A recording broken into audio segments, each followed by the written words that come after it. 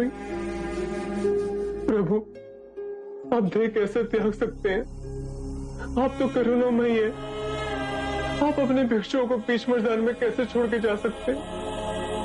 हम सब पे कृपा कीजिए, हे दयालु, हम सब पे दया कीजिए।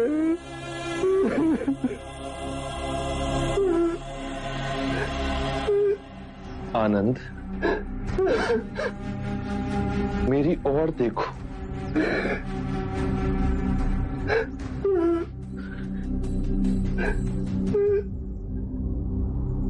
तुम्हें अपने तथागत पर विश्वास है तो फिर यही समझ लो कि जो मेरा निर्णय है वो समय के अनुकूल है। मैं 3 माह पश्चात अपना ये देह त्याग दूंगा। अपने अश्रु पहुंचो आनंद, धैर्य धरो। अभी तुम्हारे ऊपर बहुत बड़ा उत्तरदायित्व है। आनंद, जाओ और जाकर सभी भिक्षुओं को कुठाकार धम्म सभा भवन में एकत्रित करो। मैं अपना अंतिम उपदेश वहीं दूंगा। मुझसे नहीं होगा बस, मैं हार गया, मैं हार गया बंद। जीवन में सबसे बड़ी हार अपनी संभावना से मुख मोड़ना। तुम अभी जानते नहीं कि तुम क्या सह सकते हो। इस पद पे आप हमें छोड़ के चले जाएंगे? आनंद, तुम इस पद पर तब तक नहीं चल सकते जब तक तुम स्वयं वो पथ ना बन जाओ।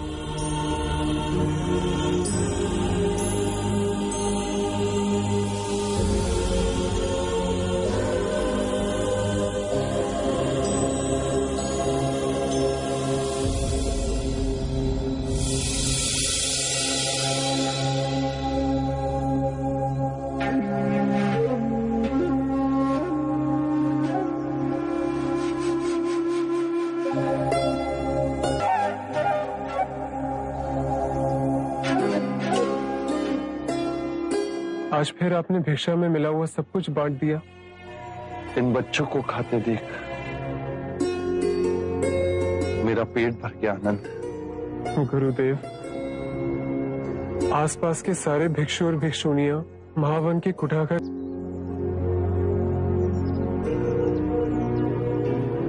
वैशाली कितनी सुंदर है आनंद। मैं इसे अंतिम बार देख रहा हूं। आनंद, जिस प्रकार सर्प अपनी केंचुली छोड़ नया रूप लेता है, उसी प्रकार तुम्हें भी अपने भूतकाल को छोड़ते रहना होगा। आज के उपदेश के पश्चात हम पावा की ओर चलेंगे।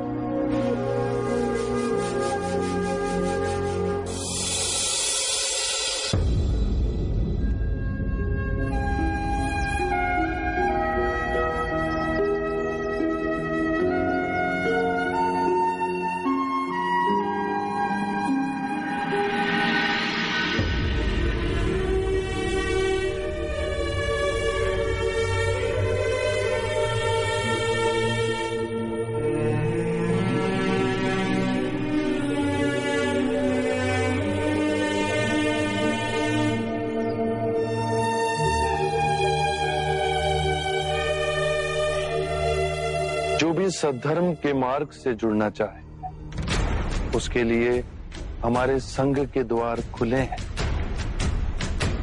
फिर वो चाहे किसी भी वर्ण का ही क्यों ना हो, कोई भेदभाव नहीं होगा।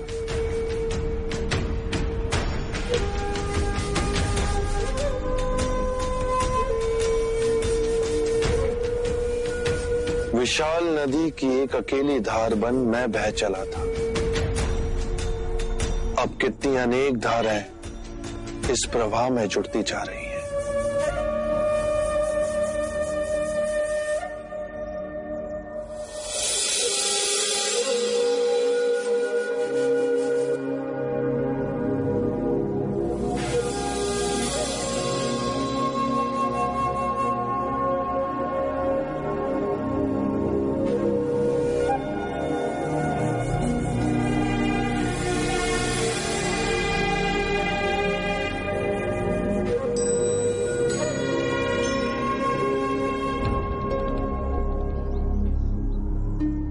भगिनी, क्या ये सत्य है कि 3 माह पश्चात बुद्ध वहां परिनिर्वाण लेंगे?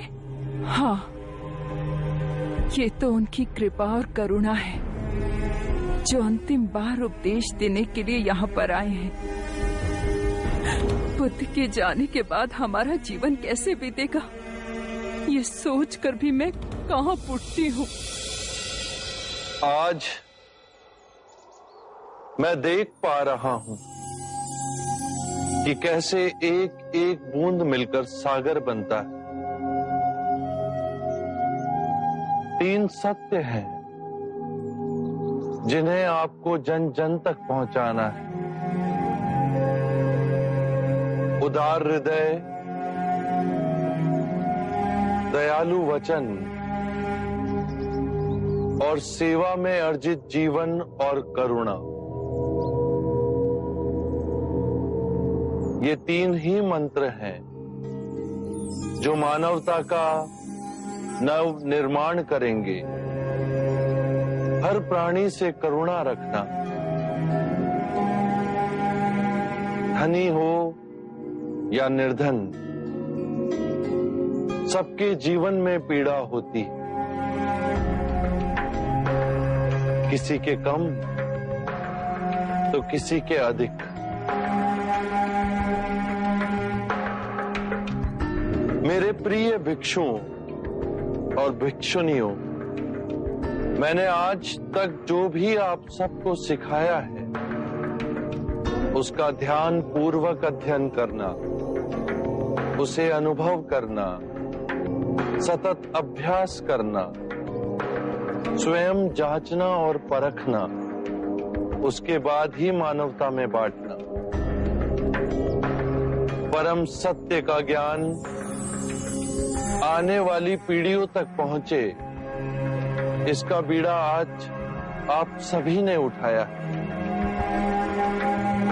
किसी भी बात पर सहजता से विश्वास मत करना, चाहे वो मेरे ही कहे हुए वचन ही क्यों ना हो, जब तक वो तुम्हारे विवेक और तुम्हारी व्यवहारिक बुद्धि से मेल ना खाएं।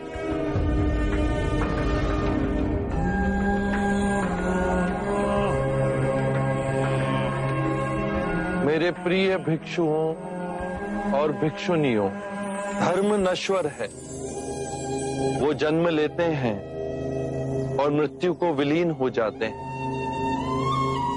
हर क्षण मुक्ति के लिए प्रयास करना। आज से 3 माह पश्चात मैं महापरिनिर्वाण लूंगा।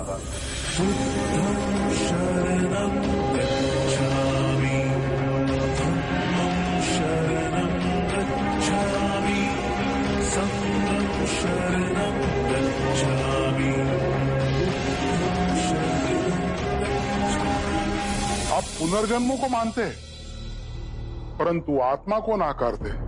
यदि आत्मा ही ना होगी तो पुनर्जन्म कैसे हो?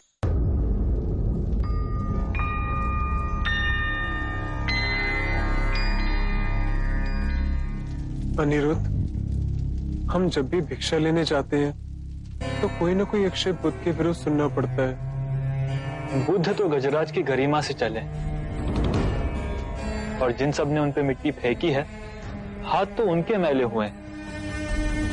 तुम्हें स्मृति है कि वैशाली के ब्राह्मण का बुद्ध ने कितनी सरलता से उत्तर दिया था।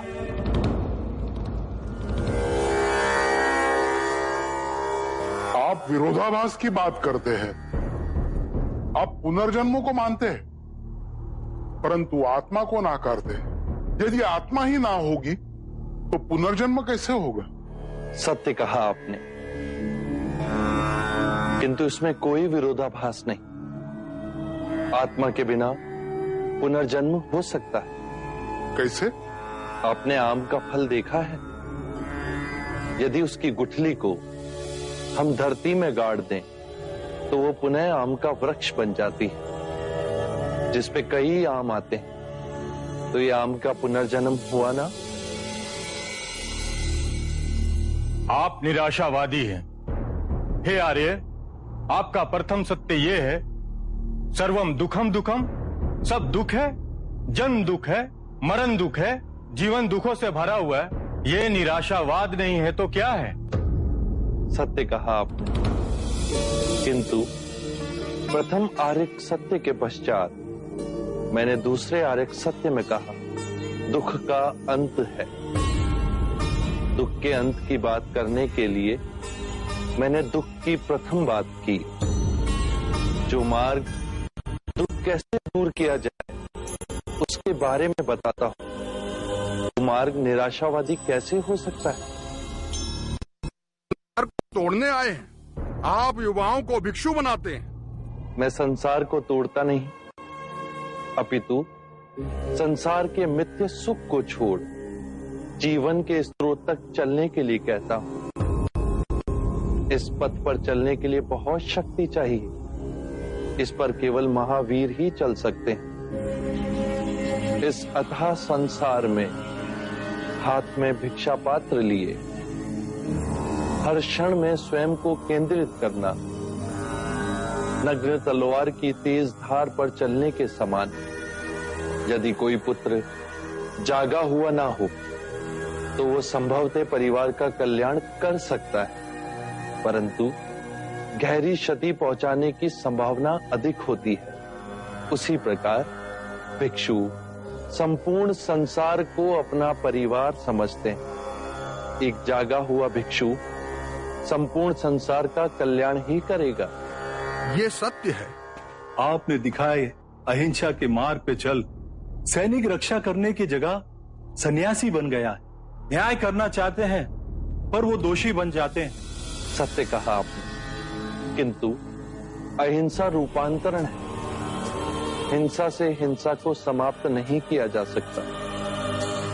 हिंसा प्रेम से समाप्त की जा सकती है और यही प्रकृति का अटल नियम है।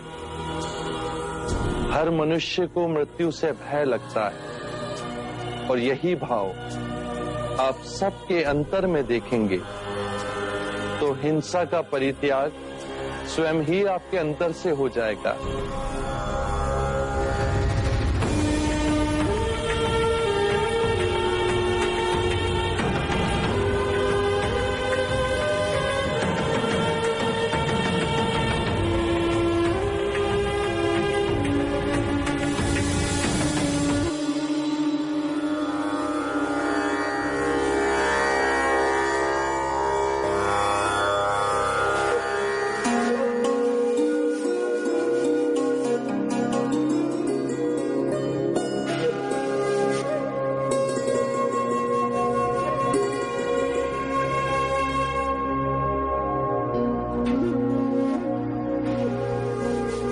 तथागत, आप जानते मुझे इस समय क्या स्मरण हो रहा है? एक बार जब आप उपदेश देने आए तो आपने कुछ ना कहा, एक शब्द भी नहीं। केवल ताल से एक श्वेत कमल का पुष्प उठा सारे भिक्षुओं को दिखाया। ताल के कीचड़ से कमल के पुष्प की जड़ें अब भी सनी हुई थी।